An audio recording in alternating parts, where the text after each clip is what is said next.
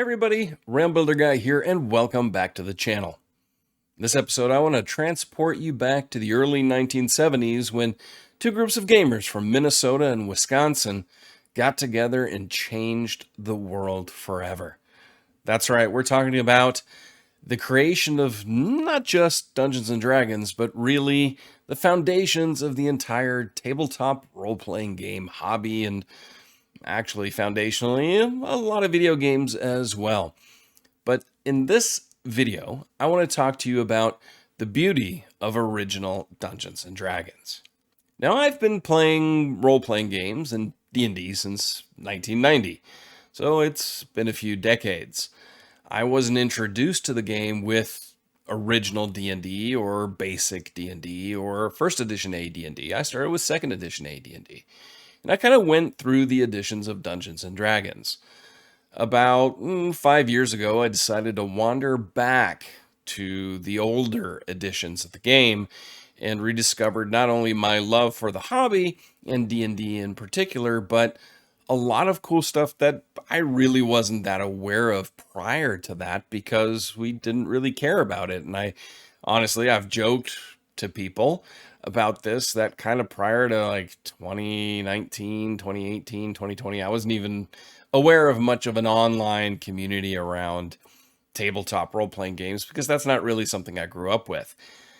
Now, part of this, let's call it evolution of mine back to the roots, is also really here since moving to Wisconsin in the summer of 2024 and being able to go to a lot of kind of old school conventions. And last fall, I went to Arneson for the first time. It was the second Arneson ever.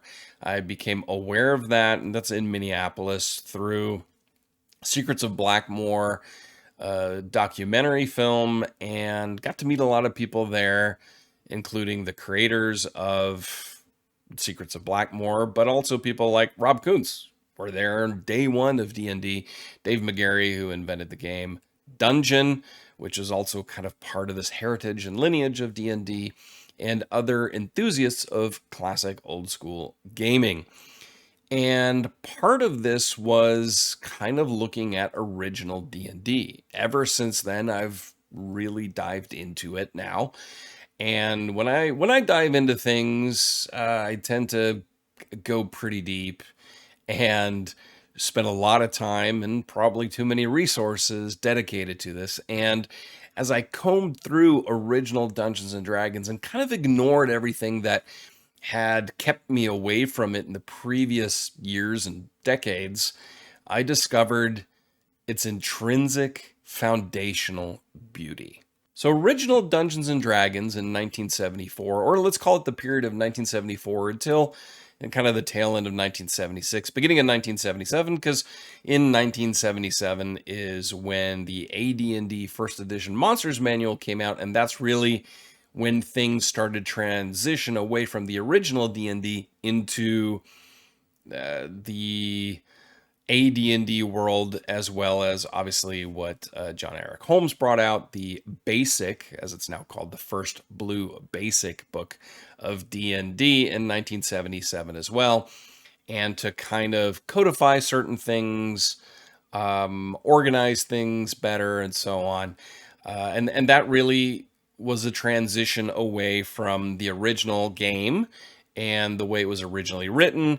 There are also other things at play here, legally, politically, as far as politically when it comes to company politics, financially, and so on, that I'm not going to go into. And I'm just going to focus on the game aspects itself. So why do I consider original Dungeons & Dragons a beautiful game? It's because it's a beautiful mess.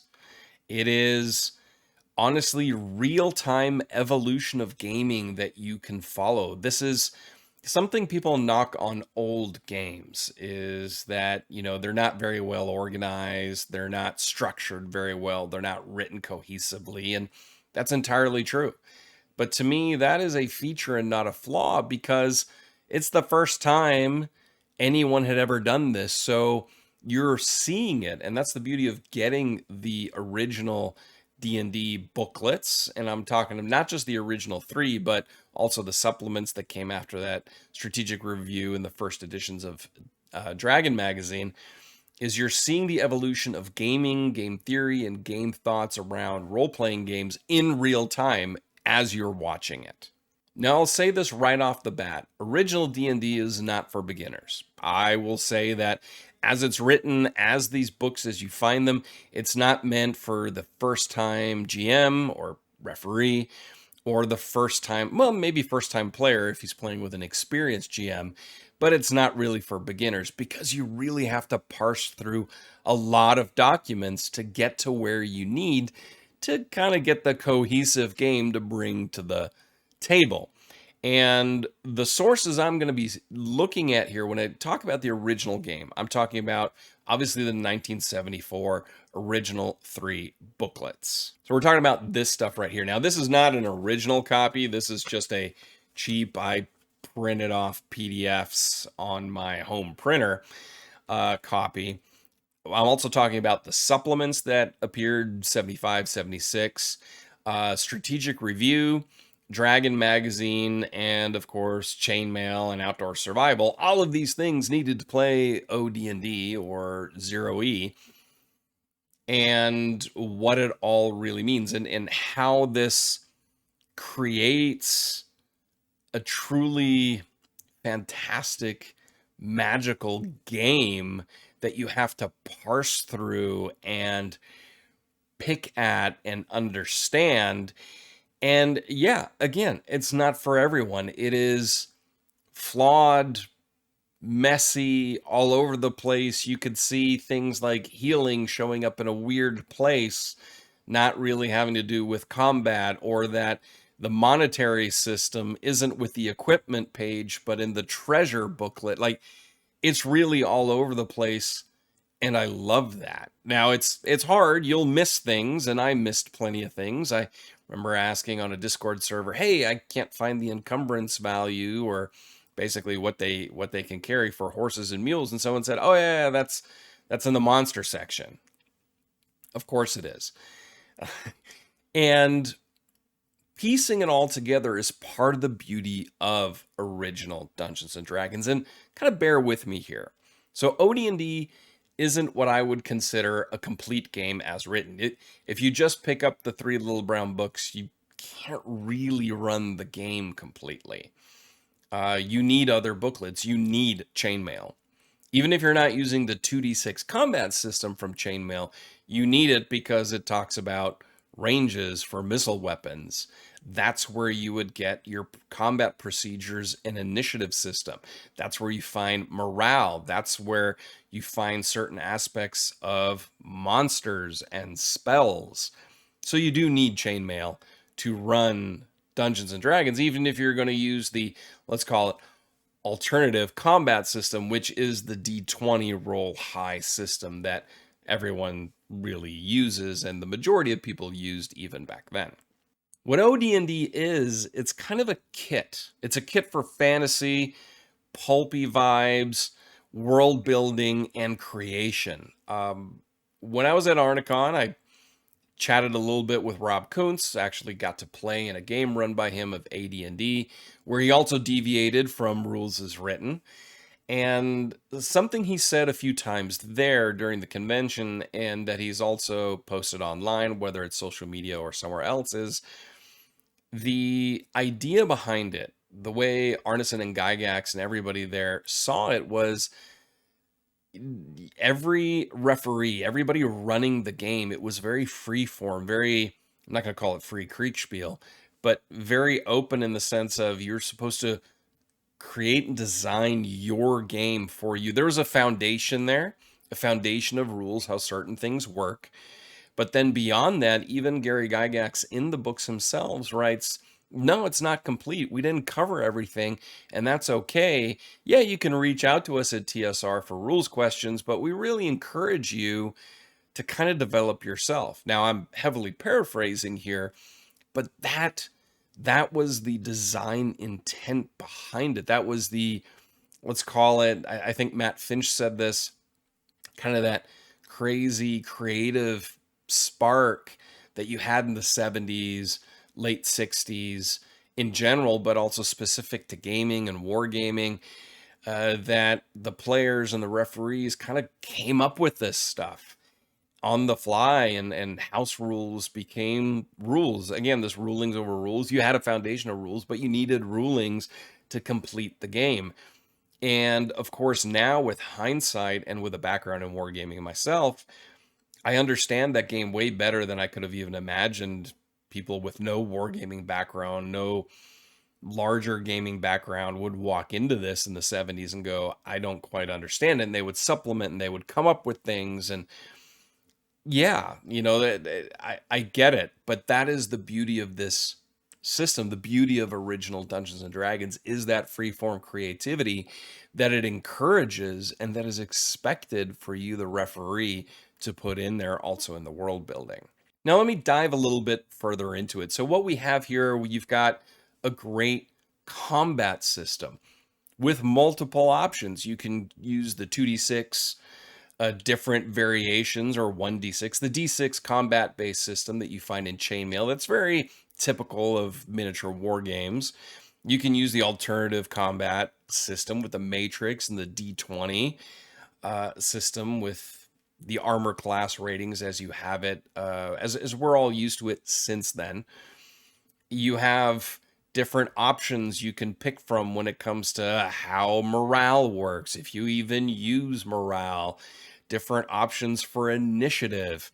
So it's very open for different options on how you want to run it, depending on what you prefer, and you can add and subtract from it without breaking the game, which isn't very typical of a lot of games where you are very driven down a certain path on how to run it. OD&D is not that. You have different options on how you want to address these situations and edge case rulings. Now, I mentioned combat, so let's talk about the fighter. The fighter in original Dungeons and Dragons is kind of awesome. They add their strength modifiers to hit and damage. No other class can. They also can add their strength modifiers to missile attacks. Nobody else can. They can, attack opponents with one hit die or less multiple times in a round. I mean, yes, the other classes, I guess, technically can, but not really. It's supposed to be kind of the fighter's thing to do that. And that makes fighters powerful and strong and cool. Now, in the original version, you have all weapons do 1d6 damage. Once Greyhawk comes in, you had variable weapon damage, but the 1d6 damage meant technically a wizard does the same amount of basic damage that a fighter does, but you differentiate that in Greyhawk, and that supplement one, which really changes the game in many aspects. Some purists say, no, you should only play the 3 little brown books. I disagree strongly with that sentiment. I like variable weapon damage and the additional modifiers and options that the Greyhawk supplement and subsequent Greyhawk supplement, strategic review, and Dragon magazine articles bring out that kind of flesh out that character. You also have a lot of different classes between not just the 3 core of fighter, magic user, and cleric. You then, of course, get the thief, the paladin, you get the monk, the assassin, and the druid in the official supplements, but then you throw in strategic review and dragon, and you get illusionist, you get the bard, a really cool version of the bard, a really cool version of the ranger that gets carried on in AD&D first edition. You get alchemist and a few other things thrown in there that I really, really like. It's a great game system in that aspect, and you can pick and choose what you want at any given time, and it's encouraged that way. And players kind of expected to have some openness when it comes to that. Magic is another interesting aspect of original Dungeons and Dragons. It's mysterious because it's not as codified as it would be once Holmes gets a hold of it, and specifically in AD&D, where it's very codified, very structured, and some of that structure also comes in already in the Greyhawk supplement. where we talk about, how often you can do a saving throw for charm, but overall, it's still mysterious. It's very powerful, way more powerful. It's probably the most powerful version of a lot of these spells. And so, aside from Magic Missile, where you actually need a roll to hit, or at least that's kind of implied, even though that's also then kind of changed. But the mystery behind the magic is what makes it powerful, because again, a lot of the inspirational sources, Tolkien to a degree, but we're talking sword and sorcery stuff. Fafhrd and the Grey Mouser, Vance, of course, and Conan, and stories like that, where magic is very powerful, very mysterious, very limited in scope in the sense of how many wielders of powerful magic there are and how much magic they can wield. A very powerful magic user in Jack Vance's um, stories didn't have a ton to pick from. And that's okay, but they were still considered extremely powerful. And that's reflected in these original volumes, which I think has gotten lost more and more over time, and how D&D has become more magic heavy over time. Like I mentioned, it's kind of a toolkit. So you've got rules for a lot of different things, from hirelings to henchmen to travel to encumbrance to domains and strongholds and construction. But there isn't a rule for everything. You can really mold it to be the game you want it to be, from super rules light in that sense to very, very detailed.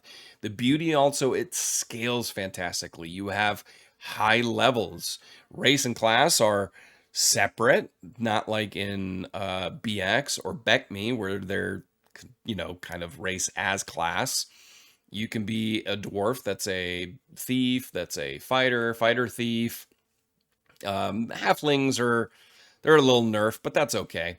Um, so, I mean, you have different flexibility options there that really scale well also to very, very high levels, and you're not level limited. So you can have truly long-term epic campaigns with OD&D that I will argue you can't really have with BX. You can have with BECME. You butt up to the basic engine at higher levels, where I think that OD&D scales significantly better with a slightly lower power curve. The one type of gaming that original Dungeons and Dragons really encourages and emphasizes kind of emergent sandbox play, because of the use of outdoor survival that they talk about, how to use a hex map, hexploration, dungeon exploration, and travel rules that you also have, like how many hexes you can move based on also encumbrance and the terrain features you have.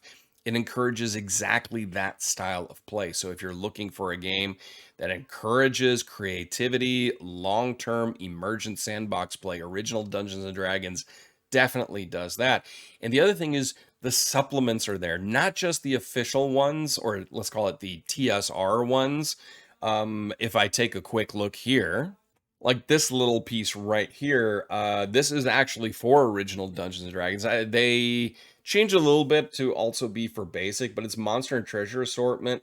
It sets 1 through 3, levels 1 to 9. This gives you random monster encounters and treasures to populate dungeons, again in that emergent style made for D&D. I picked this excellent copy off of eBay, and it's in fantastic condition. I think I paid $15 for it. Then you can get stuff like this, the ready ref sheets here, also for original Dungeons and Dragons. This is volume 1. It was the only volume ever made by Judges Guild, and it says second edition, revised, enlarged in booklet form, and this came out in 1978, so it's just as old as I am. I picked this up for 30 something dollars, so a pretty decent price. Now, I wish it was the $2.99 it was in 1978. You can also find these PDFs for free, by the way, online. I will not put a link down. Just put it in the googly goo, and you will find all the Judges Guild supplements for original Dungeons and Dragons. So there's a ton of stuff there. And that's the other thing. You can use anything with OD&D. You can, I will argue, AD&D, BX, BECME, AD&D Second Edition, Holmes, you can adjust things to make it fit. For original Dungeons and Dragons, because it is the foundation of everything that comes after, that means you really can use anything with it with, honestly, no real adjustments needed. Maybe you work a little bit with alignment, because obviously it's a 3 alignment system, not a 9 or 5 alignment system. 5 alignment system in Holmes, 9 in AD&D, but basic and BECME, it's all 3 alignments, so it works perfectly. But one thing I like to use right here from AD&D, the Rogues Gallery, so you can just randomly determine NPCs, people they meet, caravans, and so on, and it's perfect plug and play with my original Dungeons and Dragons game. So there are a ton of supplements out there. You can get them on eBay for a good price. You can find a lot of this stuff on DM's Guild. You can find PDFs online if you look for it. And then, of course, all the OSR supplements that are based on AD&D or Osric, on BX, so OSE, or anything built on original Dungeons and Dragons like Swords and Wizardry, obviously work beautifully and seamlessly with it, with little to no adjustments at all. Honestly, I just run it as is. Now, I also want to talk about how you would really get into it. Now, I have links down in the description to where on DM's Guild you can get original Dungeons and Dragons PDFs. They're pretty cheap. You can print them out at home as well if you want them in booklet form. It's pretty straightforward how to do that. Captain Courageous on his YouTube channel, I'll put a link down there. It has a YouTube video about how he prints out the original Dungeons and Dragons booklets. That's what I use. It's really super simple. And you have OD&D. Now, granted, if you want something that's better organized and really brings it forward in a modern layout and so on, then there are a ton of OSR games out there that I recommend that do an excellent job. I'll talk about them here. First of all, we've got this one right here, White Box by Seattle Hill Games. Pretty cheap. I want to say it's like $5 on Amazon. And this takes Swords and Wizardry's White Box, and he kind of restated it a little bit, kind of worked on it. Actually, on this one, it says Swords and Wizardry compatible. It's a great game. I would say this is probably your best entry point into original Dungeons and Dragons, and looking at the 3 booklets.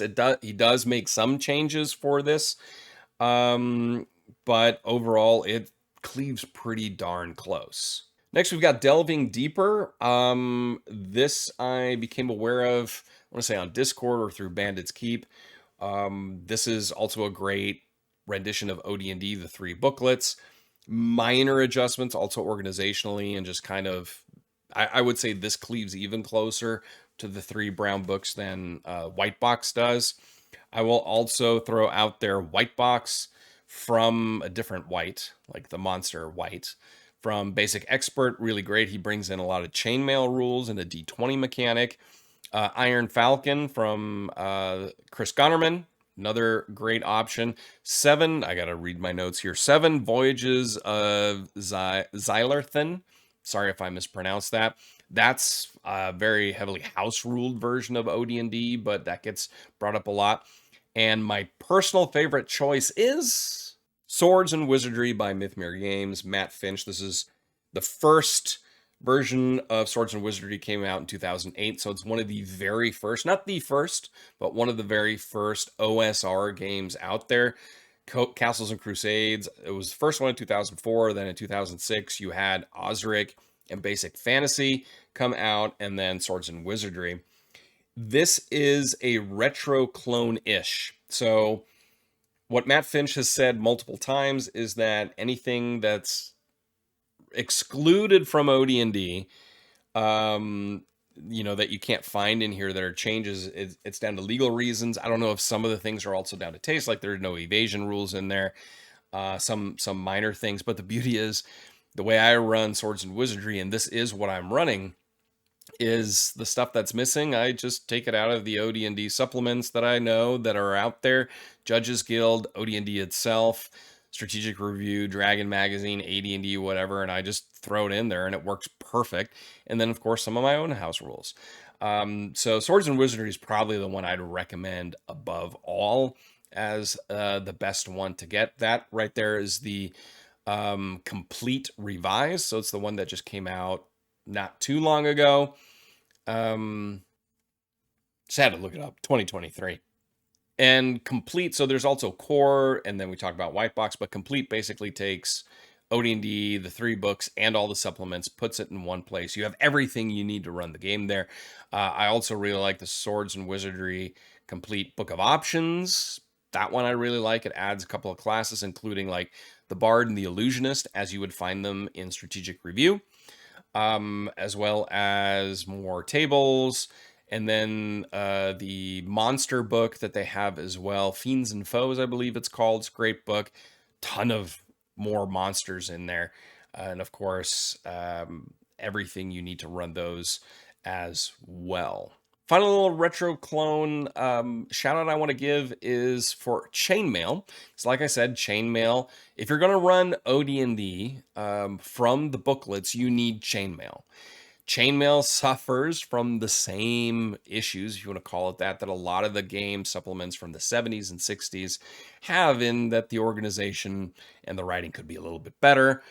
So I'm going to give a shout out to Alchemic Raker and his book, The Old Lords. It's basically a retro clone of Chainmail. You can find that on DriveThruRPG as well. I'll put a link down to that down in the description as well.